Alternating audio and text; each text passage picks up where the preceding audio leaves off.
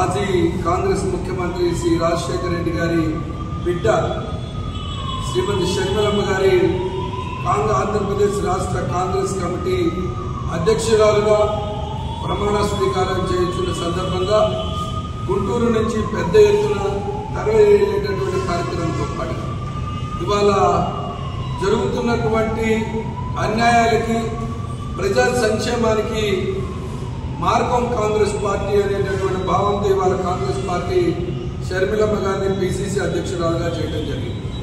నాడు 1994 అప్పటి రోసయ్య గారు పిసిసి అధ్యక్షులుగా ఉండి అట్లానే 99లో మరి రాజశేఖర రెడ్డి గారు ముఖ్యమంత్రిగా ఉన్నప్పుడు మరి ఆ రోజుల్లో ఉన్నటువంటి పరిస్థితుల్లో కాంగ్రెస్ పార్టీని బలోపేతం చేసినటువంటి పరిస్థితి సందర్భంగా గుర్తు చేసుకొని మళ్ళా ఇవాళ ఉన్నటువంటి పరిస్థితిలో కాంగ్రెస్ పార్టీని ఒక దోషం చేసేటటువంటి దుర్మార్గమైనటువంటి ఆలోచన విధానం ఇవాళ అధికారంలో ఉన్నటువంటి జగన్మోహన్ రెడ్డి ప్రభుత్వం, ప్రతిపక్షంలో ఉన్నటువంటి తెలుగుదేశం పార్టీ ఈ రెండు కూడా కూడబలుకొని కాంగ్రెస్ పార్టీని కార్నర్ చేసేటటువంటి ప్రయత్నం. కాంగ్రెస్ పార్టీ ఈ రాష్ట్రంలో బలహీనపడినప్పుడు ఈ రాష్ట్రం 20 సంవత్సరాలు వెనక్కి వెళ్ళింది.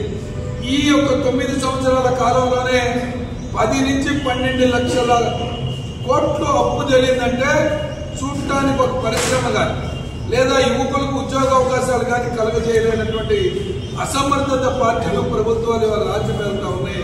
ఇవాళ విసిగి వేశారని ప్రజలు కాంగ్రెస్ పార్టీ వైపు చూస్తూ ఉన్నారు. కాంగ్రెస్ నాయకురాలు శ్రీమతి షర్మిలమ్మ గారు రేపు ప్రమాణ స్వీకారం ద్వారాగా ఆవిడ యొక్క కార్యక్రమాలు రౌండ్ ది క్లాక్ ప్రజల్లో ఉండి కాంగ్రెస్ ఒకటే ప్రత్యామ్నాయం, ఇందరమ్మ పాలన ఈ రాష్ట్రానికి సాధ్యం కావాలి అంటే కాంగ్రెస్ తో సాధ్యమైంది.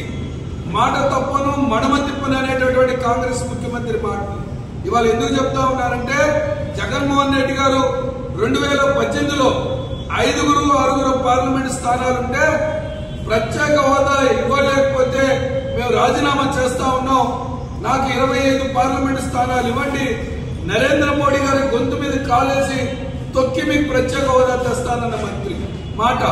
మళ్ళీ వాళ్ళ 31 మంది పార్లమెంట్ సభ్యులుంటే ప్రత్యేక హోదా ఎక్కడుందని చెప్పి వాళ్ళు కాంగ్రెస్ ప్రశ్నిస్తా ఉంటే సమాధానం చెప్పలేనటువంటి పరిస్థితి. పూర్తిగా రాజశేఖర రెడ్డి గారి వైభవాన్ని తొక్కి అనగదొక్కేటటువంటి ప్రయత్నం. 2014 నుంచి రాజశేఖర రెడ్డి గారి బొమ్మ పెద్దది వేశారు.